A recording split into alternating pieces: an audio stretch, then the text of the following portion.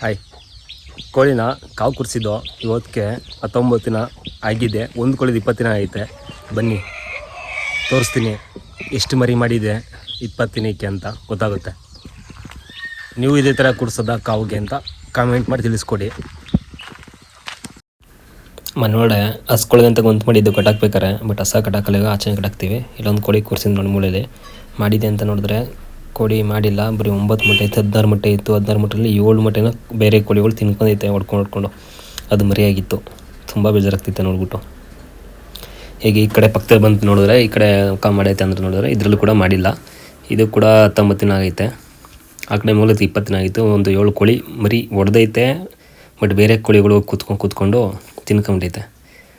ನೋಡ್ತಿರ್ಬೋದು ನೋಡಿ, ಮೊಟ್ಟೆಲ್ಲ ಶೈನಿಂಗ್ ಆಗಿದೆ. ಇವತ್ತು ತಪ್ಪರೆ ನಾಳೆ ನಾಳಿದ್ರಲ್ಲಿ ಮರಿ ಆಗ್ತವೆ, ಮರಿ ಮಾಡ್ಬೋದು. ಟೈಮ್ ಆಗಿದೆ. ಇನ್ನು ಈ ಕಡೆ ಇನ್ನೊಂದೈತೆ ಕೋಳಿ, ಇದನ್ನು ಎತ್ತು ನೋಡೋಣ ಅಂದರೆ ಕಚ್ತೈತೆ, ಎತ್ತದೆ. ಓಹ್, ಇದು ಪರವಾಗಿಲ್ಲ, ಸುಮಾರಾಗಿ ಮರಿ ಮಾಡೈತೆ. Wow, super.